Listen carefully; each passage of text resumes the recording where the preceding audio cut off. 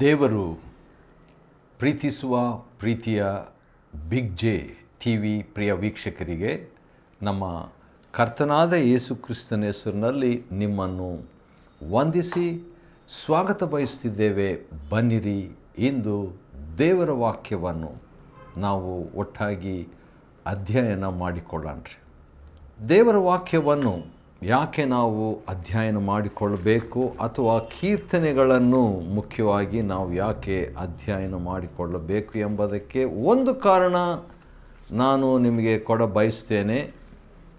ಅದನ್ನು ನಾನು ನಮ್ಮ ಕರ್ತನಾದ ಯೇಸು ಕ್ರಿಸ್ತನ ವಾಕ್ಯದಿಂದಲೇ ನಿಮಗೆ ಕೊಡ ಬಯಸ್ತಿದ್ದೇನೆ ರೀ. ಒಂದು ಸಾರಿ ಯೇಸು ಕ್ರಿಸ್ತನು ಪುನರುತ್ಥಾನದ ಆದ ನಂತರ ಶಿಷ್ಯರಲ್ಲಿ ಇಬ್ಬರು ಯೆರೂಸಲೇಮಿಗೆ 6.5 ಮೈಲ್ ದೂರದಲ್ಲಿದ್ದ ಎಮ್ಮಾಹು ಎಂಬ ಹಳ್ಳಿಗೆ ಹೋಗ್ತಾ ಇದ್ದಂಥ ವೇಳೆಯಲ್ಲಿ ಯೇಸು ಕರ್ತನು ಅವರ ಹತ್ರ ಮಾತನಾಡ್ತಾ ಇರುವಂಥ ವೇಳೆಯಲ್ಲಿ ಒಂದು ಸಂಗತಿ ಈ ರೀತಿಯಾಗಿದೆ. ಅದನ್ನು ನಾನು ಓದ್ತೇನೆ, ನೆನಪಿಟ್ಕೊಳ್ಳಿಕ್ಕೆ easy. Luke 24:44, Luke 24 and verse 44. ತರುವಾಯ ಯೇಸು ಆ ಇಬ್ಬರು ಶಿಷ್ಯರಿಗೆ ತನ್ನ ವಿಷಯವಾಗಿ ಗ್ರಂಥಗಳು ಇವೆ ಅಂತ ಹೇಳಿದ ನಂತರ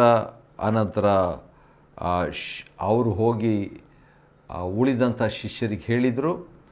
ಮತ್ತು ಅವರು ಆ ಶಿಷ್ಯರಿಬ್ಬರು ಮತ್ತು ಈ ಶಿಷ್ಯರು ಎಲ್ಲರೂ ಇರುವಂಥ ವೇಳೆಯಲ್ಲಿ ಯೇಸು ಕರ್ತನು ಹೇಳಿದಂಥ ಮಾತು 44, ನಾನು ಇನ್ನೂ ನಿಮ್ಮ ಸಂಗಡ ಇದ್ದಾಗ, ಅಂದರೆ ಯೇಸು ಕರ್ತನು 12 ಶಿಷ್ಯರಲ್ಲಿ, ಅಂದರೆ ಈಗ ಒಬ್ಬನಿಲ್ಲ, ಯೂದನಿಲ್ಲ, 11 ಶಿಷ್ಯರಿಗೆ 3.5 ವರ್ಷ ನಿಮ್ಮ ಸಂಗಡ ಇದ್ದಾಗ ಇದೆಲ್ಲ ನಿಮಗೆ ತಿಳಿಸಲಿಲ್ಲವೇ? ಪ್ರಶ್ನೆ. ನನ್ನ ವಿಷಯವಾಗಿ, ಅಂದರೆ ಯೇಸು ಕರ್ತನು ತಾನೇ ಹೇಳುವಂಥ ಮಾತು, ನನ್ನ ವಿಷಯವಾಗಿ ಮೋಶೆಯ ಧರ್ಮಶಾಸ್ತ್ರದಲ್ಲಿಯೂ ಒಂದು, ಪ್ರವಾದಿಗಳ ಗ್ರಂಥಗಳಲ್ಲಿಯೂ ಎರಡನೇದು, ಕೀರ್ತನೆಗಳಲ್ಲಿಯೂ ಮೂರನೇದು, ಬರೆದಿರುವುದೆಲ್ಲ ನೆರವೇರುವುದು ಅಗತ್ಯವೆಂದು ನಿಮಗೆ ಹೇಳಲಿಲ್ಲವೇ ಅಂದನು. ವಾವ್! ಕೀರ್ತನೆಗಳಲ್ಲಿ ನನ್ನ ವಿಷಯವಾಗಿ ಅಂತ ಯೇಸು ಸ್ವಾಮಿ ಹೇಳುವಾಗ, ಕೀರ್ತನೆಯಲ್ಲಿ ಆತನ ಬಗ್ಗೆ ಇದೆ ಸಾಕಷ್ಟು. ಇವತ್ತು ನಾವು ನೋಡಿಕೊಳ್ಳಲಿಕ್ಕಿರುವಂಥ ಕೀರ್ತನೆ 40ನೇ ಕೀರ್ತನೆ, ದ ಸಾಮ್ 40. ಅದು ದಾವಿದನ ಕೀರ್ತನೆ ಅಷ್ಟೇ ಅಲ್ಲ, ಅದು ಮೆಸ್ಸಿಯನ ಕೀರ್ತನೆ, ಮೆಸ್ಸಿಯಾನಿಕ್ ಸಾಮ್. ಇದು ಯೇಸು ಕ್ರಿಸ್ತನ ವಿಷಯವಾಗಿರುವಂಥ ಒಂದು ಕೀರ್ತನೆ. ಏನೆಲ್ಲ ಇದೆ ನಾವು ನೋಡೋಣ ಬನ್ನಿರಿ. ಮೊದಲನೇ ವಚನ, ದಾವಿದನು ಈ ರೀತಿಯಾಗಿ ಹೇಳ್ತಾನೆ, ನಾನು ಯೆಹೋವನಿಗೋಸ್ಕರ ನಿರೀಕ್ಷಿಸಿದನು. ದೇವರಿಗಾಗಿ ನಿರೀಕ್ಷಿಸ್ತಿದ್ದೇನೆ ಅಂತ ಹೇಳಿಬಿಟ್ಟು ಆತನು, ಅಂದರೆ ದೇವರು, ನನ್ನ ಮೊರೆಗೆ ಕಿವಿಗೊಟ್ಟು ಲಕ್ಷಿಸಿದನು. ವಾವ್! ನಿರೀಕ್ಷೆ ಫಲ ಕೊಡುತ್ತದೆ. Hoping pays your prayer. ನಮ್ಮ ಪ್ರಾರ್ಥನೆಗೆ ಆ ನಿರೀಕ್ಷೆ ಅನ್ನುವಂಥದ್ದು ಒಂದು ಲಂಗರದ ಹಾಗೆ ಇರುವಂಥದ್ದು, ಭಾಳ ಸ್ಟ್ರಾಂಗ್ ಆಗಿರುವಂಥದ್ದು. ಹೌದು, ಇಬ್ರಿಯ 6ನೇ ಅಧ್ಯಾಯದಲ್ಲಿ ಅಂಥ ಒಂದು ಮಾತಿದೆ. ಅದೇನಂತ ಹೇಳಿದರೆ, ಈ ನಿರೀಕ್ಷೆ ಅನ್ನುವಂಥದ್ದು ನಾವು ಕಳ್ಕೊಳ್ಬಾರ್ದು. ಯಾಕಂದರೆ ಒಂದು ನೌಕೆಗೆ, ಒಂದು ದೊಡ್ಡ ಶಿಪ್ಗೆ ಏನಾದರೂ ಬ್ರೇಕ್ ಹಿಡಿದು ನಾವು ನಿಲ್ಲಿಸ್ತೇವೆ ವಾಹನವನ್ನು ರೋಡ್ನಲ್ಲಿ. ಆದರೆ ಒಂದು ಶಿಪ್ಪನ್ನು, ದೊಡ್ಡ ನೌಕೆಯನ್ನು ಹೇಗೆ ನಿಲ್ಲಿಸ್ತಾರೆ ಅಂತ ಹೇಳಿದರೆ, 6ನೇ ಅಧ್ಯಾಯ 19ನೇ ವಚನ ಇಬ್ರಿಯ ಗ್ರಂಥಕರ್ತದಲ್ಲಿ, ಆ ನಿರೀಕ್ಷೆಯು ನಮ್ಮ ಪ್ರಾಣಕ್ಕೆ ಲಂಗರದ ಹಾಗಿದ್ದು ಭರವಸೆಗೆ ಯೋಗ್ಯವಾದದ್ದು, ಸ್ಥಿರವಾದದ್ದು ಆಗಿದೆ. ವಾವ್! ನಿರೀಕ್ಷೆ ಭರವಸೆ ಕೊಡ್ತದೆ, ನಿರೀಕ್ಷೆ ಸ್ಥಿರತೆಯನ್ನು ಕೊಡ್ತದೆ. ಆದ ಕಾರಣ ದಾವಿದನು ಯೆಹೋವನಿಗೋಸ್ಕರವಾಗಿ ನಿರೀಕ್ಷಿಸಿದನು, ಕಡೆಗೆ ಪ್ರಾರ್ಥನೆಗೆ ಉತ್ತರ ಸಿಕ್ತು. ನನ್ನನ್ನು ನಾಶನದ ಗುಂಡಿಯೊಳಗಿಂದ ಎತ್ತಿದನು. ಹೌದು, ಅವನ ಅನುಭವ ಅಂಥ ಒಂದು ಅನುಭವ, ನಾಶನದ ಅನುಭವ. ಪಾಪಕ್ಕೆ ನಾವು ಆ ರೀತಿಯಾಗಿ ಹೇಳ್ಬೋದು, ನಾಶನದ ಗುಂಡಿ ಪಾಪ. ಆಳವಾದದ್ದು, ಗಲೀಜಾದದ್ದು, ಅಸಹ್ಯವಾದದ್ದು. ಆದರೆ ದೇವರು ಎತ್ತಿದಾಗ ಆ ಚಿತ್ರ ಸ್ವಲ್ಪ ಊಹಿಸ್ಕೊಳ್ಳೋಣ. ಯಾರಾದರೂ ಒಬ್ಬರು ತುಂಬ ಕೆಸರಿನಲ್ಲಿ ಸಿಕ್ಕಿದಾಗ ಬಿದ್ದುಬಿಟ್ಟಿದ್ದಾರೆ. 1 ದಿನನೋ 2 ದಿನನೋ 3 ದಿನನೋ ತುಂಬ ದಿನಗಳು ಬಿದ್ದುಬಿಟ್ಟಿದ್ದಾರೆ. ಬಹಳ ದಿನಗಳು ಬಿದ್ದುಬಿಟ್ಟು ಅವನಿಗೆ ಏಳಲಿಕ್ಕೆ ಆಗ್ತಾ ಇಲ್ಲ. ಅಂಥ ಪರಿಸ್ಥಿತಿಯಲ್ಲಿ ಒಬ್ಬ ಶುಚಿಯಾದಂಥ ವಸ್ತ್ರವನ್ನು ಹಾಕಿಕೊಂಡಂಥ, ವೈಟ್ ಡ್ರೆಸ್ ಹಾಕ್ಕೊಂಡಂಥ ಒಬ್ಬ ವ್ಯಕ್ತಿ, ಸಭ್ಯ ವ್ಯಕ್ತಿ ಬಂದಾಗ ಅವನನ್ನು ಎತ್ತಬೇಕಾದರೆ ಆ ಕೆಸರು ಎತ್ತುವಂಥವನಿಗೂ ತಾಕುತ್ತದೆ. ಹೌದು, ಆತನು ನಾನು ಹೇಳಪ್ಪ ನೀನು ಎಂಬುದಾಗಿ ಹೇಳದೆ ಆತನು ಕೂಡ ಎತ್ತಿದಾಗ ಆತನ ಕೈ ಕೆಸರಾಗ್ತದೆ. ಹೌದು, ನನ್ನನ್ನು ನಾಶನದ ಗುಂಡಿಯೊಳಗಿಂದ ಎತ್ತಿದನು, ಕೆಸರಿನೊಳಗಿಂದ ನನ್ನನ್ನು ತೆಗೆದು ಬಂಡೆ ಮೇಲೆ ನಿಲ್ಲಿಸಿದನು. ಆ ಬಂಡೆ ಕ್ರಿಸ್ತನೇ. 1 ಕೊರಿಂಥ 10ನೇ ಅಧ್ಯಾಯದಲ್ಲಿ ಆ ಬಂಡೆ ಕ್ರಿಸ್ತನೇ. ಎತ್ತಿದಾತನೂ ಕ್ರಿಸ್ತನೇ. ಸ್ಥಿರವಾಗಿ ನಮ್ಮನ್ನು ಬಂಡೆ ಮೇಲೆ ತನ್ನ ಮೇಲೆ ನಿಲ್ಲಿಸಿದಾತನೂ ಕ್ರಿಸ್ತನೇ. ವಾವ್, ಕ್ರಿಸ್ತನ ಕೀರ್ತನೆ ಇದು.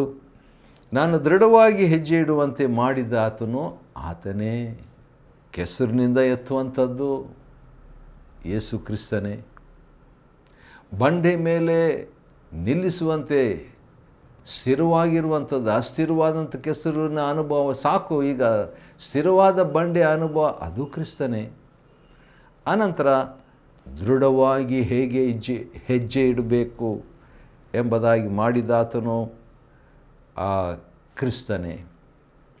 ಆತನು ನನ್ನ ಬಾಯಲ್ಲಿ ನೂತನ ಕೀರ್ತನೆಯನ್ನು ಹುಟ್ಟಿಸಿದ್ದಾನೆ. ಅದು ಕೂಡ ಆತನೇ ಮಾಡೋದು. ಅದು ಆ ಕೀರ್ತನೆ ಏನಂದರೆ ಸ್ತೋತ್ರದ ಕೀರ್ತನೆ, ದೇವರ ಸ್ತೋತ್ರದ ಕೀರ್ತನೆ. ತಂದೆ ಯೇಸು ಕ್ರಿಸ್ತನನ್ನು ಕಳಿಸಿಕೊಟ್ಟಂಥ ಪ್ರೀತಿಯ ಕುರಿತಾದಂಥ ರಕ್ಷಣೆಯ ಒಂದು ಕೀರ್ತನೆ. ಅದು ನಮ್ಮ ದೇವರ ಸ್ತೋತ್ರವೇ. ಆತನ ಮಹತ್ ಕಾರ್ಯಗಳನ್ನು ನೋಡಿದ ಅನೇಕರು ಭಯಭಕ್ತಿಯುಳ್ಳವರಾಗಿ ಯೆಹೋವನಲ್ಲಿ ನಂಬಿಕೆ ಇಡುವರು. ಹೌದು, ನಮ್ಮ ಸಾಕ್ಷಿ, ನಮ್ಮ ಅನುಭವ, ಕೆಟ್ಟದಾದಂಥ ಅನುಭವ, ಕುಣಿಯ ಅನುಭವ, ನಾಶನದ ಅನುಭವ, ಗುಂಡಿಯೊಳಗಿಂದ ಎತ್ತಿದ ಅನುಭವ, ನಿಲ್ಲಿಸಿದ ಅನುಭವ, ಹೆಜ್ಜೆ ಇಡುವಂತೆ ಮಾಡಿದ ಅನುಭವ, ಇವೆಲ್ಲ ಅನುಭವಗಳು ಇತರರಿಗೆ ಹೇಳಿದಾಗ ಅವರಿಗೂ ಕೂಡ ನಿರೀಕ್ಷೆ. ನಾನು ಯೆಹೋವನಿಗೋಸ್ಕರ ನಿರೀಕ್ಷಿಸಿದ್ದೇನೆ ಅಂತ ಹೇಳಿದ್ನಲ್ಲ, ಅಂಥ ಒಂದು ನಿರೀಕ್ಷೆ ನನ್ನ ನಿರೀಕ್ಷೆಯಾಗಿ ಇರುವಂಥದ್ದು ಅಷ್ಟೇ ಅಲ್ಲ, ಇತರರಿಗೂ ನಾನು ನಿರೀಕ್ಷೆಯನ್ನು ಕೊಡುವುದಕ್ಕೆ ದೇವರು ನನ್ನನ್ನು ಉಪಯೋಗ ಮಾಡಿಕೊಳ್ತಾನೆ. ಹೌದು, ಅನೇಕರು ಆತನ ಮಹತ್ ಕಾರ್ಯಗಳನ್ನು ನೋಡಿದ ಅನೇಕರು ಭಯಭಕ್ತಿಯುಳ್ಳವರಾಗಿ ಯೆಹೋವನಲ್ಲಿ ನಂಬಿಕೆ ಇಡುವರು. ಮತ್ತು 4ನೇ ವಚನದಲ್ಲಿ ಧನ್ಯತೆಯ ಕುರಿತಾಗಿ ದಾವೀದನು ಹೇಳೋದು ಚೆನ್ನಾಗಿದೆ. ಯಾಕಂದರೆ ಅದು ಲಿಂಕ್, ಅದು 3ನೇ ವಚನಕ್ಕೂ 4ನೇ ವಚನಕ್ಕೂ ಸಂಬಂಧ. ಯೆಹೋವನನ್ನೇ ಯಾರು ನಂಬುತ್ತಾನೋ ಅವನೇ ಧನ್ಯನು. ಹೌದು, ದೇವರ ಅದ್ಭುತಗಳನ್ನು ನೋಡಿ ನಂಬುವಂಥವರು ಅಥವಾ ನಾವು ನಮ್ಮಲ್ಲಿರುವಂಥ ಸಾಕ್ಷಿಯನ್ನು ಕೇಳಿ ನಂಬುವಂಥವರು, ಅಂಥವರು ಧನ್ಯರು. ಆ ರೀತಿಯಾಗಿ ಹೇಳಿಬಿಟ್ಟು ಈಗ ಪ್ರಾರ್ಥನೆ ಮುಂದುವರಿಸ್ತಾನೆ ದಾವೀದನು. ಯೆಹೋವನೇ ನನ್ನ ದೇವರೇ, ನಿನಗೆ ಸಮಾನನಾದ ದೇವರು ಯಾರು? ವಾವ್, ನಿನಗೆ ಸಮಾನನಾದ ದೇವರು ಯಾರು? ನಮ್ಮ ಹಿತಕ್ಕಾಗಿ ನೀನು ಮಾಡಿದ ಆಲೋಚನೆಗಳು, ಅದ್ಭುತ ಕಾರ್ಯಗಳು ಎಷ್ಟೋ ವಿಶೇಷವಾಗಿವೆ. ದೇವರು ನಮ್ಮ ವಿಷಯದಲ್ಲಿ ಮಾಡಿದ ಆಲೋಚನೆಗಳು ಭಾಳ ವಿಶೇಷ, ಭಾಳ ಹೆಚ್ಚಿದೆ. ದೇವರು ನಮಗೋಸ್ಕರವಾಗಿ ಮಾಡಿದ ಅದ್ಭುತ ಕಾರ್ಯಗಳು ಕೂಡ ಎಷ್ಟೋ ವಿಶೇಷವಾಗಿದೆ, ಭಾಳವಾಗಿದೆ, ವಿಶೇಷವಾಗಿದೆ. It's unique, it's special, it's many.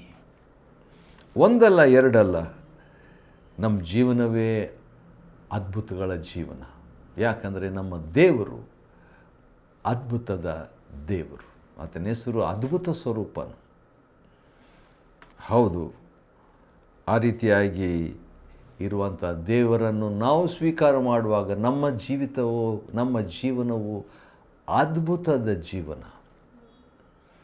ನಾವು ದೇವರನ್ನು ನಂಬಿದ ದಿನದಿಂದ ಅದ್ಭುತಗಳ ಸರಣಿ. ಒಂದೊಂದು ದಿನವೂ ಅದ್ಭುತ.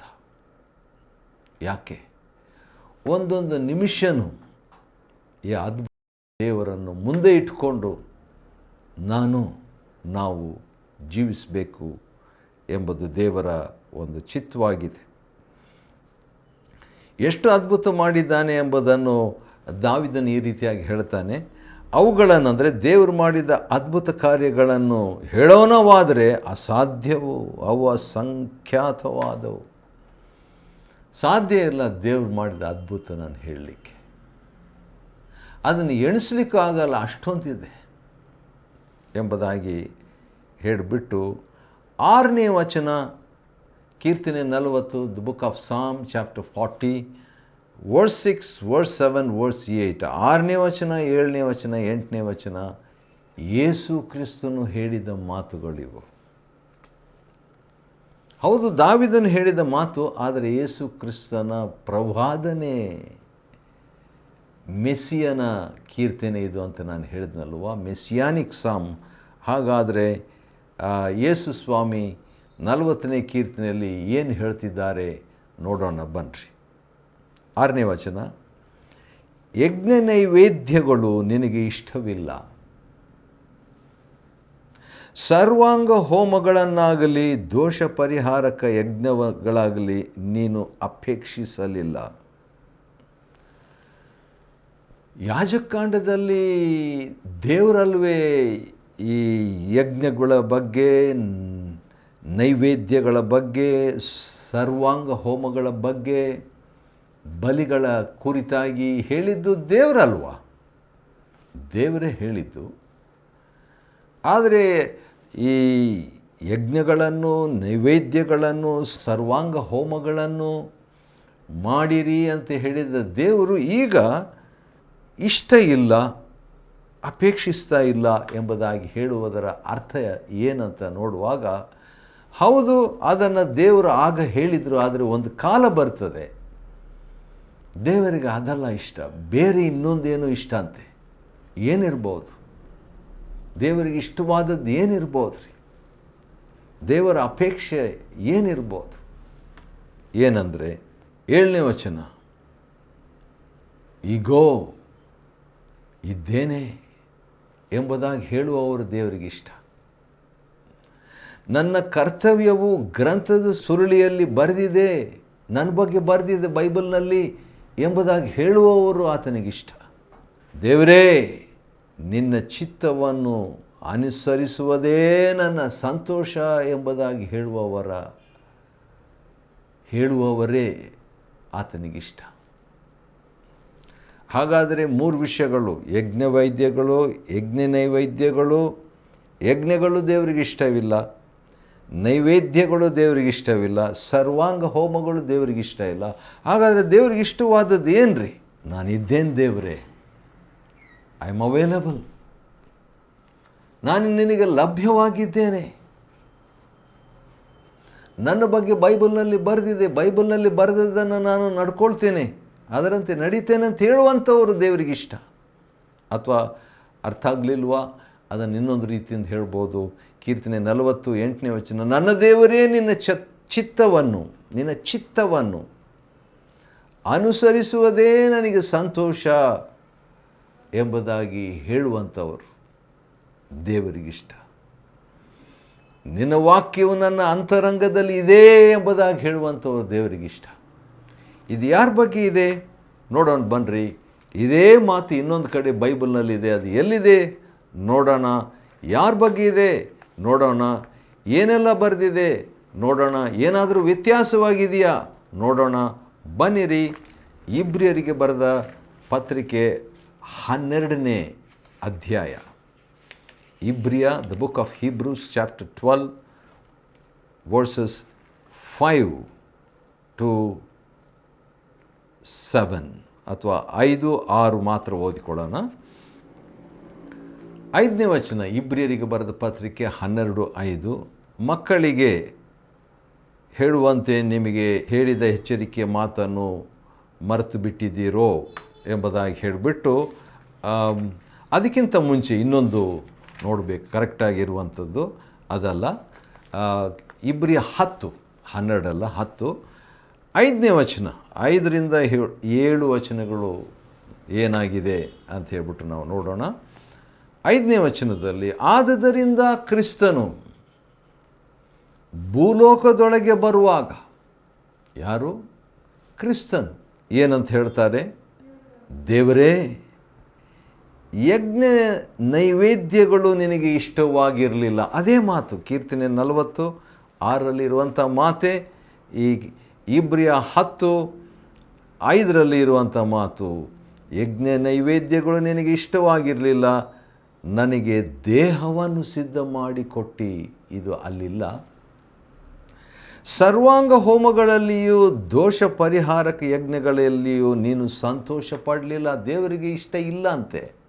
ಹೌದು, ಸ್ಟಾರ್ಟಿಂಗ್ನಲ್ಲಿ ಆ ರೀತಿಯಾಗಿತ್ತು. ಪ್ರಾರಂಭದಲ್ಲಿ ಯಾಜಕಕಾಂಡದಲ್ಲಿ ನೈವೇದ್ಯಗಳು, ಯಜ್ಞಗಳು, ಸರ್ವಾಂಗ ಹೋಮಗಳು, ದೋಷ ಪರಿಹಾರಕ ಯಜ್ಞಗಳು ಇವೆಲ್ಲ ದೇವರು ಹೇಳಿದರು. ಆದರೆ ದೇವರಿಗೆ ಈಗ ಇಷ್ಟ ಏನಂತ ಹೇಳಿದರೆ, ಈಗೋ ದೇವರೇ, ನಿನ್ನ ಚಿತ್ತವನ್ನು ನೆರವೇರಿಸುವುದಕ್ಕೆ ಬಂದಿದ್ದೇನೆ. ಹಾಗಾದರೆ ದೇವರಿಗೆ ಮುಖ್ಯವಾಗಿ ಏನು ಇಷ್ಟ ಅಂತ ಹೇಳಿದರೆ, ದೇವರ ಚಿತ್ತ ನೆರವೇರಿಸುವಂಥದ್ದೇ ದೇವರಿಗೆ ಇಷ್ಟ. ಇನ್ನೊಂದು ಸಾರಿ ಹೇಳ್ತೇನೆ, ದೇವರ ಚಿತ್ತವನ್ನು ನೆರವೇರಿಸುವುದೇ ದೇವರಿಗಿಷ್ಟ. ಗ್ರಂಥದ ಸುರುಳಿಯಲ್ಲಿ ನನ್ನ ಕುರಿತು ಬರೆದದೆ. ಇಬ್ರಿಯ 10:7 ವಚನ. ಹಾಗಾದರೆ ದೇವ್ರ ಚಿತ್ತ ಏನು? ದೇವ್ರ ಚಿತ್ತ ಆತನು ಕಳಿಸಿದ ಯೇಸು ಕ್ರಿಸ್ತನನ್ನು ಸ್ವೀಕಾರ ಮಾಡುವಂಥದ್ದೇ ದೇವ್ರ ಚಿತ್ತ. ಯೋಹಾನ 6:37 ಇರುವ ವಾಕ್ಯಗಳು. ದೇವ್ರ ಚಿತ್ತ ಏನು? ನಾವು ಪರಿಶುದ್ಧರಾಗಿರಬೇಕೆಂಬುದೇ ದೇವ್ರ ಚಿತ್ತ. 1ನೇ ಥೆಸಲೋನಿಕದವರಿಗೆ ಬರೆದ ಪತ್ರಿಕೆ 4ನೇ ಅಧ್ಯಾಯ 3ರಿಂದ. ದೇವ್ರ ಚಿತ್ತ ಏನು? ಎಲ್ಲ ವಿಷಯಗಳಲ್ಲಿ ಕೃತಜ್ಞತಾಸ್ತುತಿಯನ್ನು ನಾವು ಮಾಡುವಂಥದ್ದೇ ದೇವ್ರ ಚಿತ್ತ. 1ನೇ ಥೆಸಲೋನಿಕದವರಿಗೆ ಬರೆದ ಪತ್ರಿಕೆ 5:18. ಸರಿ, ಇಲ್ಲಿ ಕೀರ್ತನೆಯಲ್ಲಿ ಕೂಡ ನಾವು ನೋಡುವಾಗ, ನೀನು ನೀತಿಯನ್ನು ಸಾಧಿಸಿ, ಯೆಹೋವನೇ ನಿನ್ನ ನೀತಿ ಸಾಧನೆ, ನಿನ್ನ ನಂಬಿಕೆ. 10ನೇ ವಚನ, ನಿನ್ನ ಕೃಪಾಸತ್ಯತೆಗಳು. 11ನೇ ವಚನ, ಯೆಹೋವನೇ ನಿನ್ನ ಕರುಣೆ. ಅದೇ 11ನೇ ವಚನ, ನಿನ್ನ ಕೃಪಾಸತ್ಯತೆಗಳು. ಇದು ರಿಪೀಟ್ ಆಗಿದೆ. ಆದ ಕಾರಣ ದಾವೀದನು ಈಗ ಅವನ ಫೋಕಸ್ ನಿರೀಕ್ಷಿಸಿಕೊಂಡಿದ್ದ ದೇವರಿಗೆ. ದೇವರು ಸಿಕ್ಕಿದ ಮೇಲೆ ಈಗ ದೇವರ ಮೆಸ್ಸಿಯನ ಕುರಿತಾಗಿ ಸ್ವಲ್ಪ ಮಟ್ಟಿಗೆ ಅವನು ಬರೆದುಬಿಟ್ಟು ಪ್ರವಾದಿಸಿಬಿಟ್ಟು, ಯಾಕಂದರೆ ದಾವೀದನು ಪ್ರವಾದಿ, ದಾವೀದನು ಅರಸನು ಪ್ರವಾದಿ ಆಗಿದ್ದ. ಆದ ಕಾರಣ ಯೆಹೋವನೇ ದಯವಿಟ್ಟು ನನ್ನನ್ನು ರಕ್ಷಿಸು, ನಿನ್ನ ದರ್ಶನವನ್ನು ಕೋರುವವರೆಲ್ಲ ನಿನ್ನಲ್ಲಿ ಉಲ್ಲಾಸ ಪಡಲಿ ಅಂತ ಹೇಳ್ಬಿಟ್ಟು, ಕರ್ತನೇ 17ನೇ ವಚನ, ನನ್ನ ಹಿತಚಿಂತಕನು, ನನ್ನ ದೇವರೇ, ನೀನೇ ನನಗೆ ಸಹಾಯಕನು ರಕ್ಷಕನು ಆಗಿದ್ದಿ ಎಂಬುದಾಗಿ ಮುಕ್ತಾಯ ಮಾಡ್ತಾನೆ ಕೀರ್ತನೆ 40ನೇ ಅಧ್ಯಾಯವನ್ನು ದಾವೀದನು. ಕೀರ್ತನೆ 40ನೇ ಅಧ್ಯಾಯವನ್ನು ಅಧ್ಯಯನ ಮಾಡಿಕೊಳ್ಳುವಂತೆ ದೇವರು ಕೊಟ್ಟ ಕೃಪೆಗಾಗಿ ಆತನಿಗೆ ಸ್ತೋತ್ರವಾಗಲಿ. ದೇವರು ನಿಮ್ಮನ್ನು ಆಶೀರ್ವದಿಸಲಿ.